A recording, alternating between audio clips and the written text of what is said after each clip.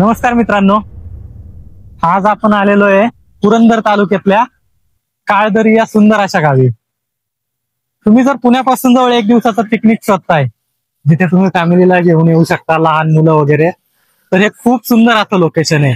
पुण्यापासून फक्त 45 किलोमीटर वरती आहे। इथे तुम्ही अगदी 1.5 तासात पोहोचू शकता। तुमच्या गाडीने येऊ शकता, बसने पण येऊ शकता, पण त्या बसचं वेळापत्रक तुम्हाला शोधावं लागेल। या गावात येताना पूर्ण तुम्हाला घाटांचा सुंदर असा वळणदार रस्ता, त्यानंतर पुढे आल्यानंतर रस्त्याच्या दोन्ही बाजूला भातशेतीमध्ये वाहणारे असे खळखळणारे धबधबे। पुरंदरच्या बॅक साईडला, आपण पुरंदर जातो नारायणपूरच्या बाजूने, त्याच्या बॅक साईडला एक सुंदर असं दरीत वसलेलं गाव आहे। तर एकदा नक्की त्या गावाला भेट द्या आणि चला तुम्हाला या गावाची एक सफर घडवतो। इथे जायचं म्हटलं तर आधी आपल्याला पुण्यातून सासवडला जावं लागतं। सासवड मधून नारायणपूर किंवा पुरंदर किल्ल्याकडे जाणाऱ्या उजव्या बाजूच्या रस्त्याला टर्न घ्यायचा। हा रस्ता आपल्याला कचेरीच्या बाजूने असाच पुढे घेऊन जातो आणि पुढे गेल्यानंतर आपल्याला 2 रस्ते लागतात। त्यातील सरळ जाणारा रस्ता नारायणपूरला जातो आणि डावीकडे जाणारा रस्ता आपल्याला सुपे मार्गे पारवडी आणि काळदरीला घेऊन जातो।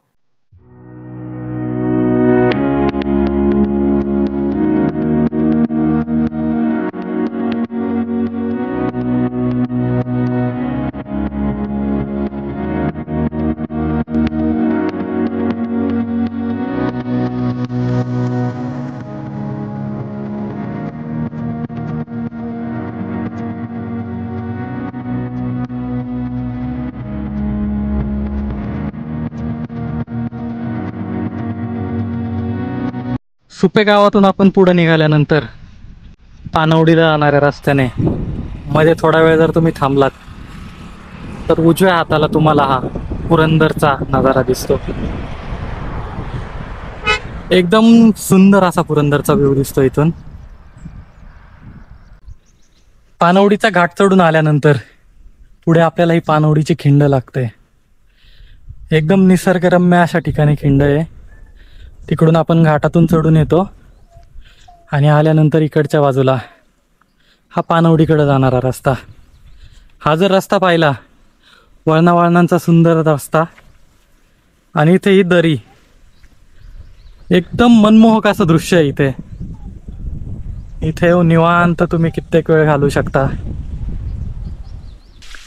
पानवडीच्या घाटातून आपण थोडंसं खाली आल्यानंतर मध्ये आपल्याला हे वाघजाईचं छोटंसं मंदिर लागतं आणि त्याच्या शेजारी हे डोंगरावरून वाहत येणारं पाणी धबधब्यासारखं। पानवडी घाटातून थोडंसं पुढं आल्यानंतर हा आपल्याला एक सुंदर असा छोटासा धबधबा बघायला मिळतो।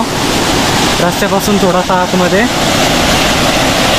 हे वाहतं पाणी, असा आवाज यायचा।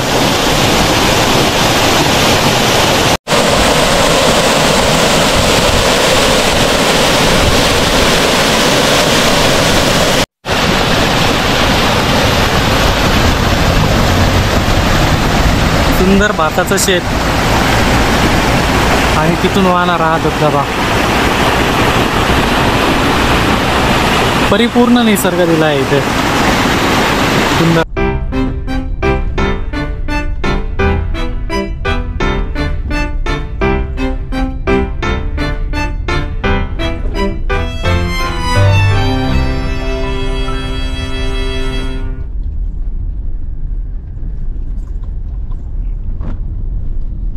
पानवडी गावातून आपण पुढं आलो। पुढं आल्यानंतर हा पानवडीचा डॅम आहे। डॅमच्या तिथे व्ह्यू पॉईंटला थांबलोय आपण। हा खाली बघितलं तर पानवडीचा डॅम आणि समोर बघितलं तर धुक्यात हरवलेली डोंगर रांगे, खळखळणारं पाणी आहे इकडे। खूप सुंदर असा पॉईंट आहे। आपण जे पानवडीचं धरण बघितलं ते धरणाचा सांडवा इथे खाली येतो। खूप छान असा हा धबधबा आहे। छोटासा सांडव्याचा धबधबा आहे पण खूप सुंदर आहे।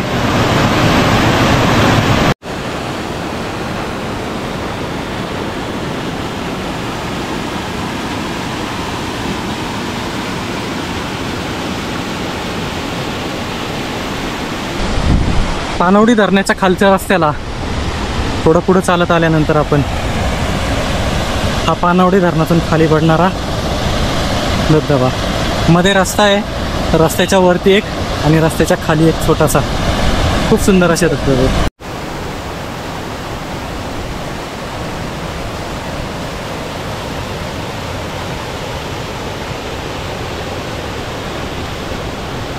खूप सुंदर निसर्गाच्या कुशीत वसलेली गाव आहे.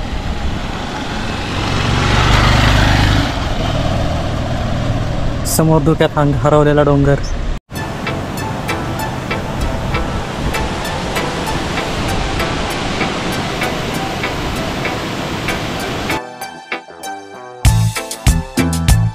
पानवडी गावातून थोडंसं पुढं आल्यानंतर हा शेलारवाडीचा घाट सुरू होतो. खूप सुंदर असा वळणावळणांचा रस्ता आहे. घाटातून एका बाजूला डोंगर आणि दुसऱ्या बाजूला आपल्याला इकडे पानवडी गाव दिसतं. एकदम आजचं वातावरण जर बघितलं तर एकदम छान वातावरण आहे. समोर बघितलं तर तुम्हाला कुठे इथे ऊन दिसतंय, त्याच्या पाठीमागे धुके येतात. ऊन, पाऊस, धुके सगळ्याचा खेळ सुरू आहे. एकंदरीत एकदम मस्त अशा वातावरणात भटकंती सुरू आहे. शेलारवाडीचा घाट चढून आलो की परत ही आपल्याला एक खिंड लागते. त्या खिंडीच्या इकडच्या साईडला पाहिलं तर पानवडी गाव आणि पानवडी गावाची दरी, आणि आपण इकडच्या दुसऱ्या साईडला पाहिलं तर ही काळदरी साईडची बाजू. खूप सुंदर वळणाच्या रस्त्याने आपण काळदरीत जातो. हे इकडे खाली दूर पसरलेलं हा मागचा डोंगर डोंगर आहे नंतर पुरंदरच्या कडेला. पुरंदरच्या बाजूला आहे का हा? त्याच्या पलीकडे पुरंदर इथंच. पण हा उंच असल्यामुळे दिसत नाही पडलेली साईड. हा बरोबर आहे, ह्याच्यामुळे पलीकडची बाजू दिसत नाही आपल्याला. ही एकदम उंच आहे ना. पण हा याच्या आडवं लागतो ना. बरोबर. जनावर सगळी रानात पाठा वर का? हा जनावर रानात काय पाकी घेतलंय तितके सुट्टी. आता लय बेकार परिस्थिती झाली इकडे. डुकरन फिकरन लय बिबटे आहे तो अजून करायचे ते रोज मारते काय नाही काय म्हणून आता दुरो पण तरी झाली तर थोडी थोडी येते आपली बसायचं शिवण काय. बरोबर बरोबर. कसं गाव तुमचं? आम्ही पुण्यातून आलो. आपल्याला असं ट्रिपला ना. हो, काळदरीला चाललोय कुणाकडं? असंच फिरायला.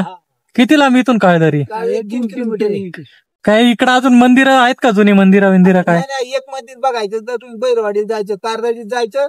हा, भैरवनाथाचं मंदिर लय चांगलं बघायसारखं आहे, मोठं देवस्थान. काळदरीतच आहे का? कारदळीत जायचं असं 2 किलोमीटर. कारदळीत गावात गेलाय की उजव्या हाताला रस्ता पुरंदरच्याच बाजूला वळायचं. पुरंदर कारदळीत दिसतो सगळा दिसतो ना.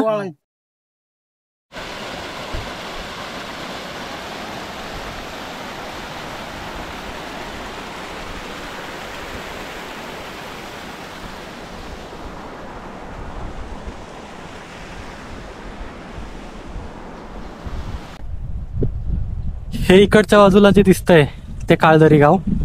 काळदरी गावापासून आपण साधारणतः 1 किलोमीटर वरती उभं आहे. काळदरीला महाराष्ट्रातलं स्वित्झर्लंड का म्हटलं जातं, त्याची जर अनुभूती घ्यायची असेल तर या पठारावरती या. इकडे दूरपर्यंत हे हिरवीगार चादर पसरलेली आहे. तुम्ही कुठल्याही बाजूला बघा डोंगर रांगा येतात. वरती आभाळ बघितलं तर एकदम सुंदर असं आहे. ही झाडं, हा वळणाचा रस्ता. सोनकी ठिकठिकाणी फुललेली आहे, आता अजून जास्त नाहीये, पण इथे फुलं सुद्धा खूप सुंदर असतील. आणि इकडच्या साईडला पाठीमागे जर बघितलं तर धुक्यात पूर्ण गेलेला तो पुरंदर किल्ला आहे. पुरंदरच्या इकडच्या साईडला जी एक व्हॅली आहे त्या व्हॅलीमध्ये काळदरी गाव. या साईडला पूर्ण हा धुक्यामध्ये गेलेला आहे, त्यामुळे इथून आता क्लिअर दिसणार नाहीये. पूर्ण रस्त्याने फिरताना जर तुम्ही पाहिलं तर सगळ्या रस्त्याने तुम्हाला मोरांचे आवाज येतात.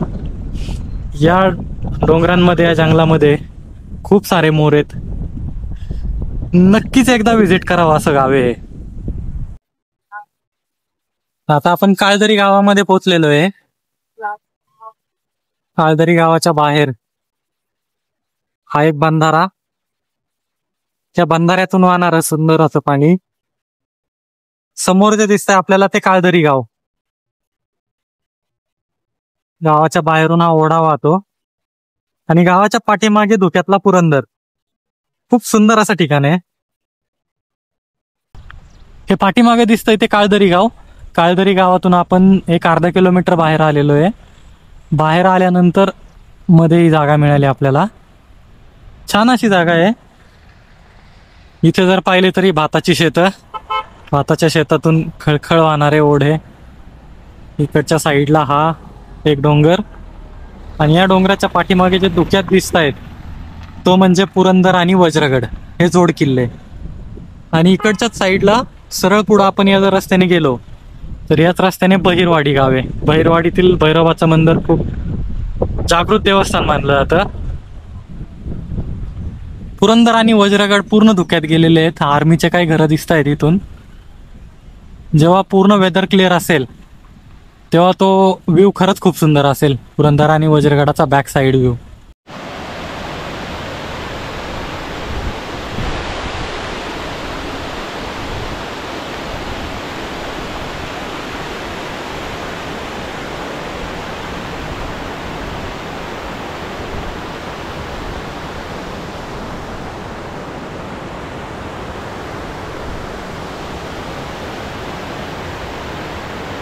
पुरंदर किल्ल्याच्या बाजूने येणार आहे पाणी असंच ओढ्याने खळखळ खळखळ वाहत येतं. इथे हा असा छोटासा बंधारा बनवलेला आहे भैरववाडीकडे जाताना. या बंधाऱ्यातून हे पाणी असंच खाली निघून जातं. आपण बहिरवाडी गावात आलेलो आहे आणि इकडे भैरवाचं देवस्थान. पुरंदरच्या पायथ्याचं गाव आहे हे आणि गावातलं एक जागृत देवस्थान आहे. निसर्गरम्य ठिकाणी आहे देवस्थान. बहिरवाडी मधलं एक काळ भैरवनाथाचं मंदिर.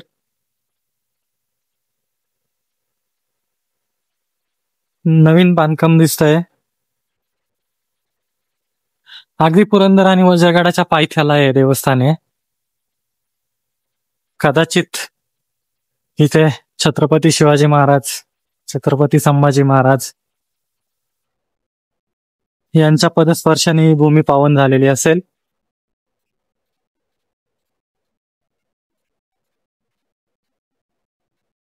या भैरवनाथाच्या देवस्थानातून महाशिवरात्रीला वज्रगडावरती पालखी जाते.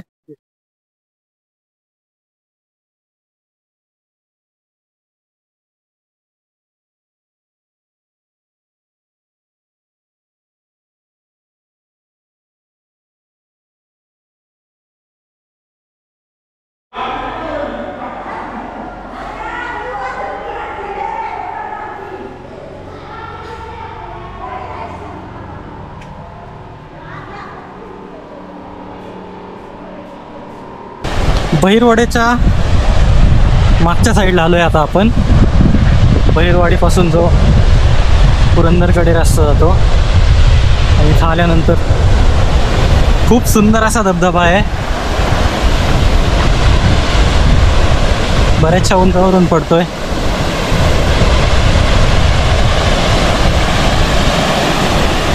पुरंदरवरून येणारं पाणी ही केदारेश्वराला अभिषेक घालून तसंच पुढे येणारं पाणी.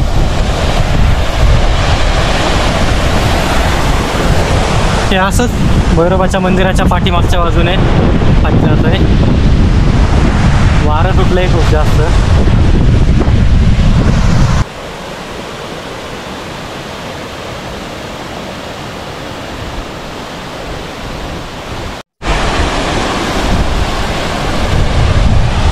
म्हणजे पुढे एक सुंदर अशी बाराव दिसते. डबल लेअर रे. बाहेरच्या बाजूला पण बांधकाम आहे आणि त्याच्या आतमध्ये बारव.